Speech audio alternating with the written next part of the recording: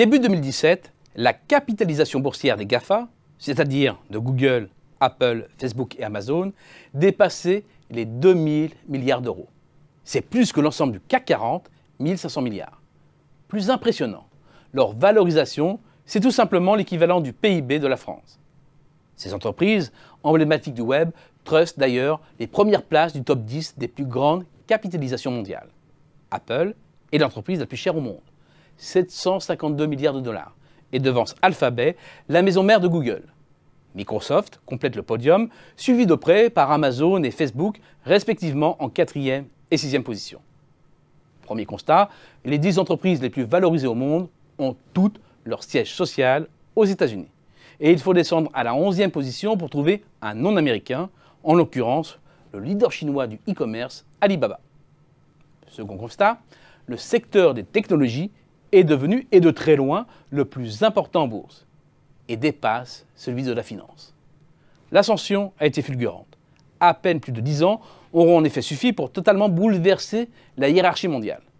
En 2006, seul Microsoft faisait partie du top 5, derrière 2 groupes pétroliers et le conglomérat industriel General Electric. Début 2017, une seule entreprise présente dans le club des 5 n'appartient pas au secteur des technologies. En l'occurrence, Berkshire Hathaway, la société d'investissement dirigée par Warren Buffett. Nous sommes là, à fond renversé.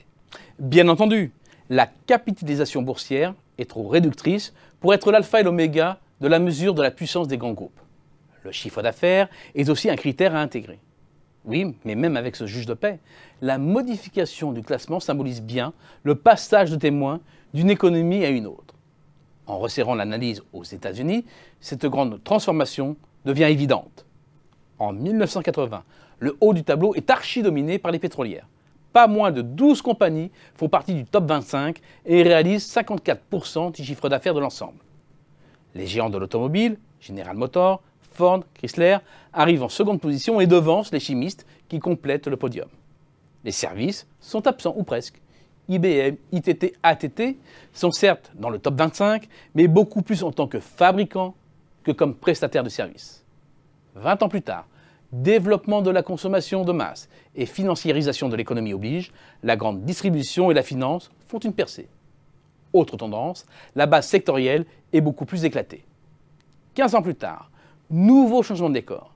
Si la grande distribution est toujours là, avec son étendard Walmart, seuls ExxonMobil, General Motors, Ford, General Electric et Boeing ont réellement une fibre industrielle. Et ils ne représentent plus que 21% du chiffre d'affaires de l'ensemble. De l'autre côté, 2 des GAFA, Apple et Amazon, intègrent le top 25, auquel il faut ajouter Microsoft. C'est ensuite l'émergence d'un pôle santé au sens large, du négoce de médicaments en passant par l'assurance santé et les chaînes de pharmacie. Le centre de gravité a totalement et définitivement basculé vers les services et le numérique. Cela a une conséquence majeure sur l'emploi, car ces nouveaux géants sont des nains. Amazon, qui arrive en tête, et de loin, avec 230 800 employés, ne pointe qu'à la 74e position. Microsoft à la 194e, Apple à la 211e et Google à la 311e. Quant à Facebook, avec à peine plus de 10 000 salariés, il n'intègre pas le classement réalisé par Fortune des 500 plus grands employeurs. Au total, c'est moins de 531 000 emplois cumulés, soit à peine le quart des effectifs de Walmart, premier employeur de la planète. C'est moins aussi que le premier employeur européen, Volkswagen, et finalement pas beaucoup plus que Carrefour, premier employeur privé en France.